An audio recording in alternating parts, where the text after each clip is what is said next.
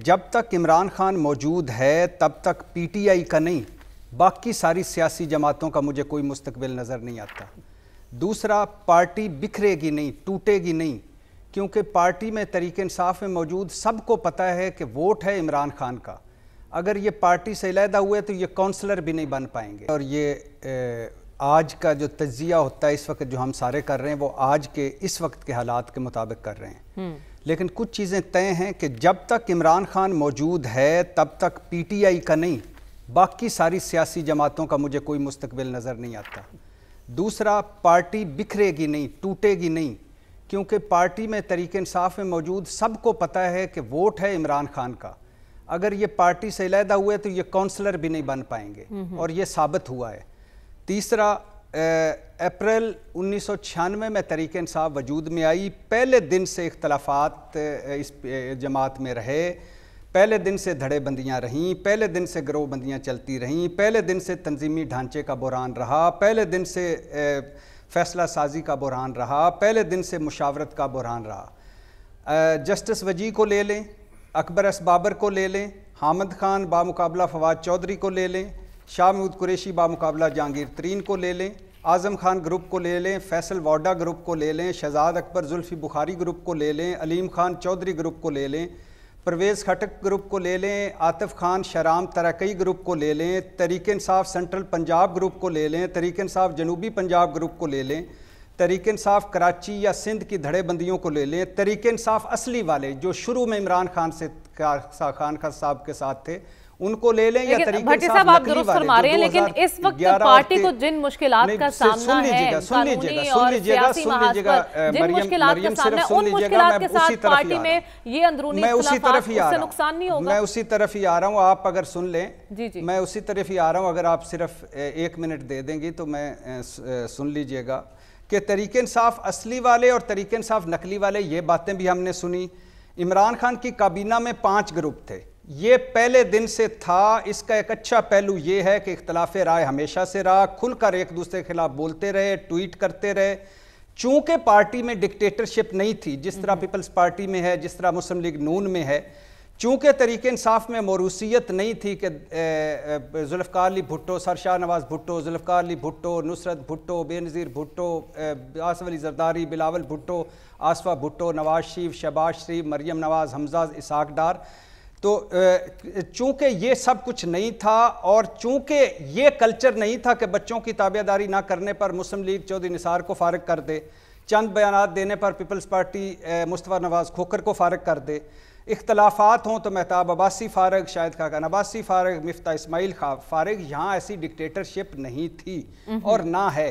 अब जो आपने कहा है ना, अब है, ये बिल्कुल न्यू नॉर्मल हालात हैं पाकिस्तान तहरीक इंसाफ के लिए। इसको आपको समझना पड़ेगा। ये किसी भी सियासी जमात के साथ इतना कुछ नहीं हुआ, ना इस मुल्क में पहले 9 मई हुआ है, ना इस मुल्क में ये सब कुछ हुआ है। अब पिछले 2-2.5 सालों में जो कुछ तहरीक इंसाफ के साथ हो चुका है वो आपके सामने है। जब पीटीआई के 80% लोग जो पार्टी छोड़ जाएं, 80% लोग नए आ जाएं, इमरान खान जेल में और इमरान खान तक रसाई मुमकिन ना हो, तो ऊपर से पार्टी में रॉन्ग नंबर एक मंसूबे के तहत घुसा दिए जाएं, ब्रूटस घुसा दिए जाएं, तो लिहाजा गलत फैसले भी होंगे, बर वक्त तो फैसले भी नहीं होंगे, इख्तलाफात भी पैदा होंगे। किसने दी पार्टी में, आने क्यों दिया गया फिर, अगर खान साहब के इल्म में नहीं था ये रॉन्ग नंबर्स हैं? जी, एक लिस्ट खान साहब को आज मेरे ख्याल से अली अमीन गंडापुर साहब ने डिस्कस करनी थी।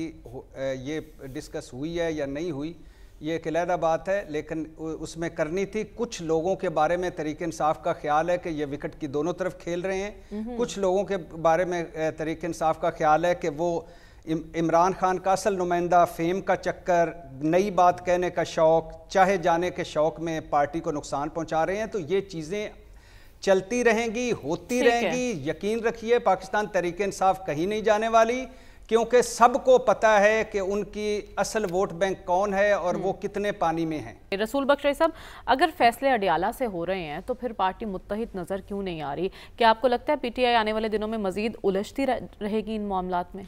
ये तो अगर की बात है ना, कि अगर फैसले वहाँ पे हो रहे हैं तो पहले तो हमें इस बात पर यकीन कर लेना चाहिए कि जो फैसले हुए हैं और जिसके نتائج اس وقت تحریک انصاف کو جن کا سامنا ہے وہ سارے فیصلے عمران خان نے کیے ہیں. اگر کیے ہیں تو ظاہر ذمہ داری ان کی بنتی ہے. دوسری بات یہ ہے کہ جتنا بھی ہماری سیاسی جماعتیں ہیں وہ ون لیڈر پارٹی ہیں.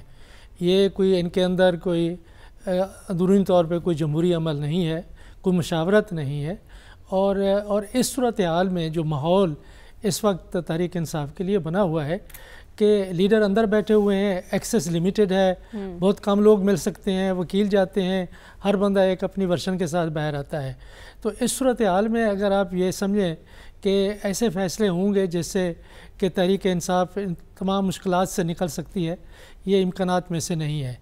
تو ضرورت تو اس بات کی ہے کہ عمران خان باہر ہوتے تو پھر بات تھی. اگر وہ نہیں ہے تو جو کور کمیٹی ہے وہ فیصلہ کرے اور تمام فیصلوں کی ذمہ داری وہ خود قبول کرے. کہ اگر فیصلے ہوتے ہیں اور یہ معلوم نہیں کہ فیصلے کس سطح پر ہوئے تو اس کا مطلب یہی ہے کہ وہاں پہ کنفیوژن ہے. دوسری جو بات میں یہ ایک اور بات جو کرنا چاہتا ہوں وہ یہ ہے کہ اختلافات ان کے نہ نظریاتی ہیں, نہ سیاسی ہیں, نہ ذاتی ہیں. لیکن چونکہ اس وقت پارٹی بکھری ہوئی ہے اور بکھرنے کے بھی ہم وجوہات جانتے ہیں, اور جو ماحول اس کے لیے بنا ہوا ہے اس میں پھر ہر ایک اپنا ایک بقا کے لیے اور اپنی سمجھ کے مطابق وہ پارٹی کے لیے کر رہے ہیں. ذمہ داری دی نا, جو چیئرمین کے طور پر سامنے آئے, خان صاحب نے انہیں نامزد کیا. پھر ہم نے یہ بھی دیکھا ایک نوٹیفیکیشن گردش کر رہا ہے سوشل میڈیا پر کہ فلاں اینکر کے پروگرام میں پی ٹی آئی کے رہنما نہیں جائیں گے. اس پر مروت صاحب نے کل کہا کہ میں تو اس کو مانتا ہی نہیں, میں تو صرف خان کی سنوں گا اور میں تو جاؤں گا. تو پھر آپ جب کسی کی سن نہیں دے رہے, یہ فیصلے تو عمران خان کو کرنے نہیں چاہیے کہ یہ فیصلے کہ کون کس کے پروگرام میں جائے گا. یہ فیصلے اگر سیاسی قیادت بیٹھ کے, یہ بڑے فیصلے نہیں ہیں. لوگوں کو آپ اتنا تو اجازت دیں کہ کس پروگرام میں جاتے ہیں, کیا بات کرتے ہیں. ایک آپ لائن ڈرا کر لیں کہ یہ ہماری پارٹی کی اپنی لائن ہے کہ اگر آپ وہ بالکل ایک ٹوٹلٹیرین قسم کا سسٹم چلانا چاہتے ہیں کہ تحریک انصاف ایک جمہوری پارٹی ہے, جمہوری عمل سے آئی ہے, جمہوری عمل سے لوگوں نے اس کو ووٹ دیا ہے, تو اس کو اگر آپ اسٹالنس طریقے سے یا لیننس طریقے سے چلائیں گے تو میرا خیال میں وہ پارٹی کے اندر وہ جان نہیں رہے گی. جہاں تو پارٹی میں وہ جمہوری انداز میں رہتی ہے. تو یہ جو اختلافات ہیں میرے خیال میں یہ حالات کے جبر کی وجہ سے ہیں.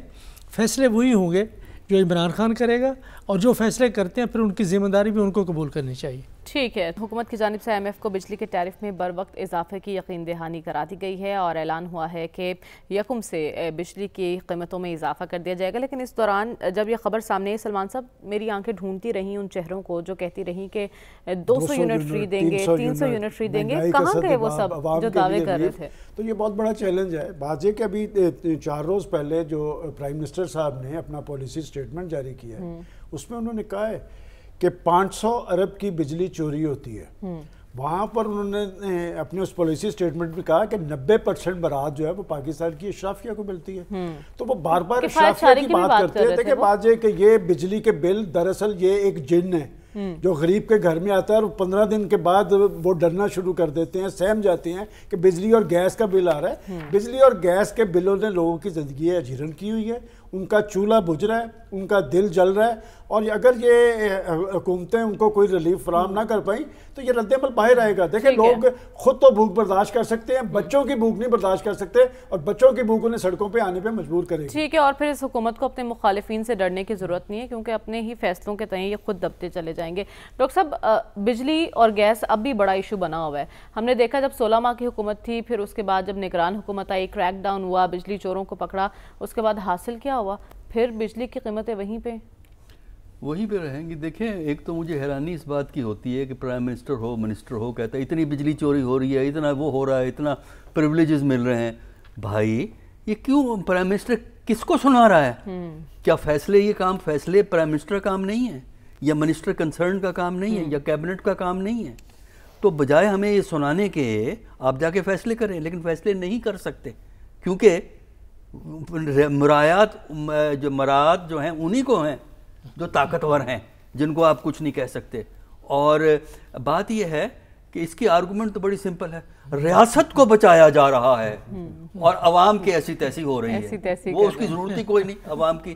دیکھیں نا اس وقت جو بجلی کا بل ہے وہ آپ ذرا دیکھیں, آپ پر یونٹ کیا پڑتا ہے. پر یونٹ 60 سے 80 روپے پر یونٹ پڑ رہا ہے اس وقت, سارے ٹیکس ویکس بیچ میں ملا دیں.